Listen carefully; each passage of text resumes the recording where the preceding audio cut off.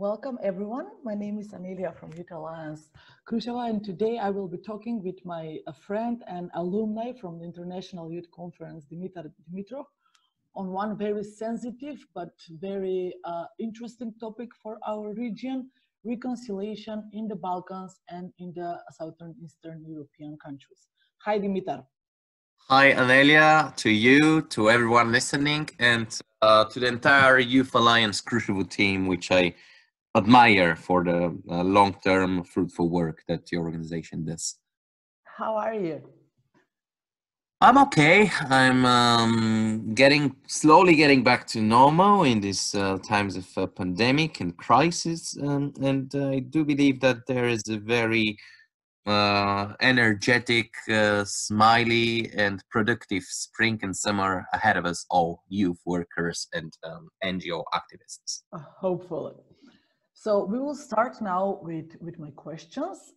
First of all, I thought to start with something simple, but I will go straight forward very directly. And I will ask you, according to your opinion, what does it take to finally reconcile and to calm down all the political tensions that are happening in the Balkans in the past 2 decades? Well, first of all, it obviously takes time. It also takes mutual effort and common work. It takes a lot of political will and all the more so social consciousness. And when I say political will and social consciousness, especially, I mean the popular realization that our region, the Balkan Peninsula, would be actually much more safe, more stable, and economically prosperous if the politically driven tensions are left behind. Unfortunately, and you might agree with me, more often than not, these tensions are continuously instilled by political marginals. I can't call them political leaders. These are people who abuse these tensions for their own short-sighted political gain. In my opinion, another crucial prerequisite for calming down our region, all irredentist ambitions shall be abandoned. This vision of Grand Bulgaria, Grand Greece, Grand Serbia, or Grand North Macedonia, which had been causes for violent conflicts and bloodshed in the past, this should be forgotten. And also, I believe that politicians who publicly instill ethnic hatred through hate speech, they should be penalized. They should have no place in the political life of our countries, of the Balkan region. The past of the Balkans is a painful lesson to learn from if we want a future as the driver of United Europe. Very inspiring, thank you. And do you consider that maybe somehow of the bottom-up youth initiatives or grassroots youth movements can contribute towards reconciliation in the region? Yeah, of course. I believe that youth should not be on the bottom. Youth should actually top, guide, and lead to reconciliation if you want to achieve it. The drivers of positive change among young people, among activist organizations, they're growing much stronger in numbers and influence throughout the last years. And this is also visible in the in the relations between our two countries, between North Macedonia and Bulgaria. Mm-hmm. The path forward is in associating with each other even further, in creating mutual networks, in organizing joint pan-Balkan initiatives. The force is strong in young people, but we need to learn how to cultivate and direct it in a much more straightforward and strategic way. Also, when we speak of young people, we would fail in our approach if we consider them as one homogeneous whole. Unfortunately, more and more young people are prone to far-right ideology, which often escalates in conflict, in xenophobia, in hatred, in hate speech. And this is dangerous. This is a phenomenon which we need to understand, to counter in productive ways, so that more and more and more young people would choose a different path, embracing reconciliation, mutual exchange, and understanding as the future of our region. To relate with everything you have said, and that we need to cultivate the feeling of belonging and reconciliation in the Balkans, do you think that maybe the education can do a crucial role in the building of this kind of spirit of unity in the Balkans and in the region? Absolutely, absolutely, I agree with that statement of yours. For me personally, as a professional, education is a field in which I want to contribute for the rest of my life. That's where I want to help and actively work. Education for us, for the Balkan region, is the key to overcoming the burden of conflict that we're still carrying from past times.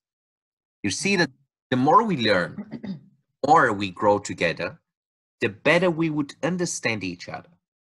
Of course, we need to be aware of the quality, the force of education which we provide.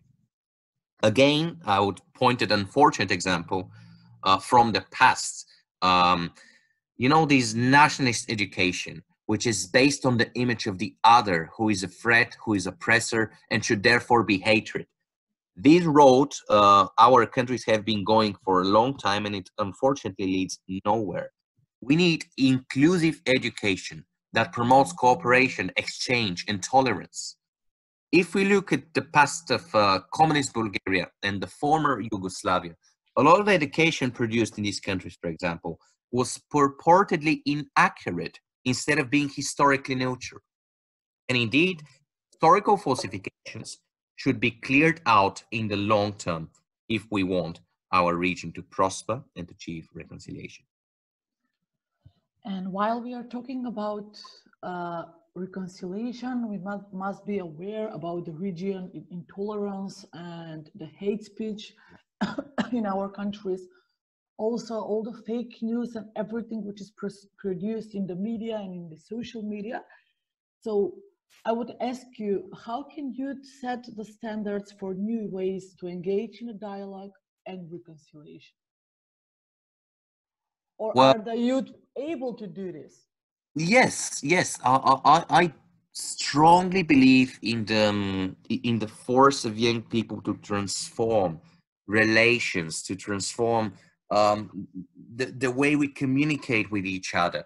And we have to be aware of that force. We have to use it for the greater good, and we need to make it grow even stronger. We need to engage more and more people joining our ranks.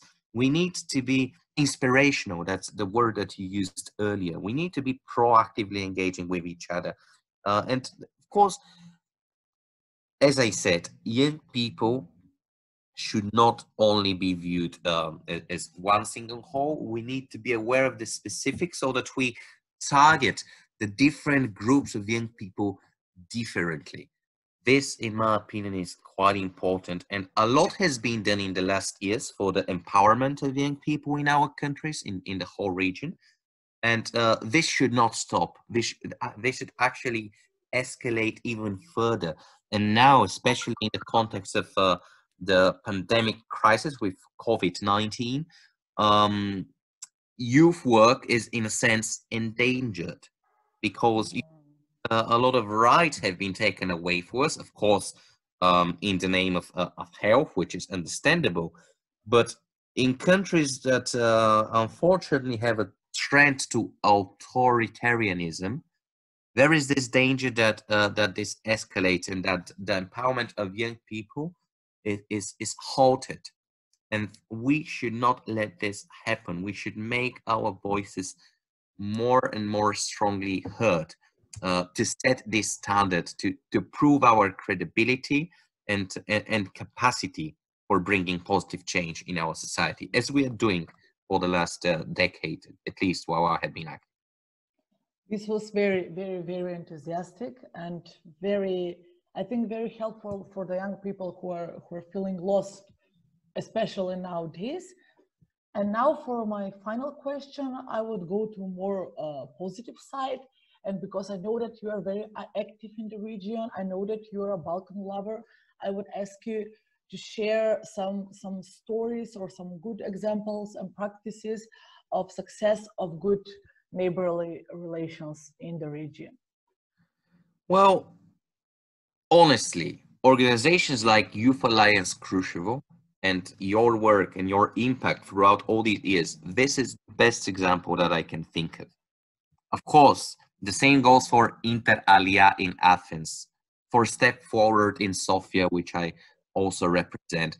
These are organizations, these are people who make good neighborly relations happen in the long term. The same could be said also for the life of academia. A lot of professors, a lot of specialists, they do actually work together. They cooperate. They set this different example, which we're speaking of neighborly relations, both in the professional and in the personal term.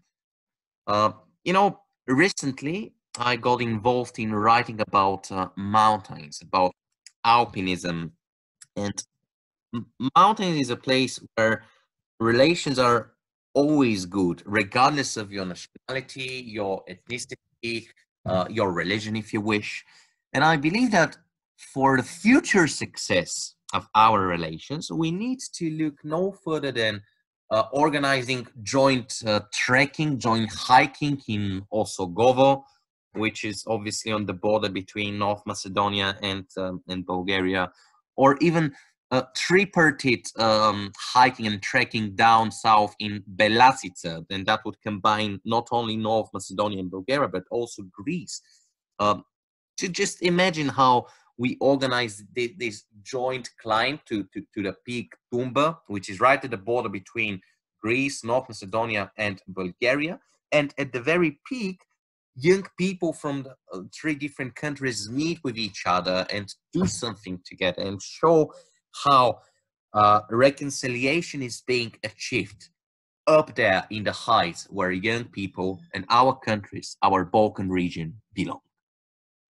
Ooh, I really, really, really like your idea, and I hope that we will manage to do something which will be pan-European, regional, and that we truly believe in the reconciliation processes, and we really want a trust building and peace in the region. We will achieve in the next decade, let's say. I so much agree with you. Yes, we can. Yes, we will. Thank you, Dimitar, very much. And for all of you that you have listened, you can make comments below the podcast. Thank you very much. Thank you, Dimitar. Thank you. Thank you, Bye. Adele. Bye.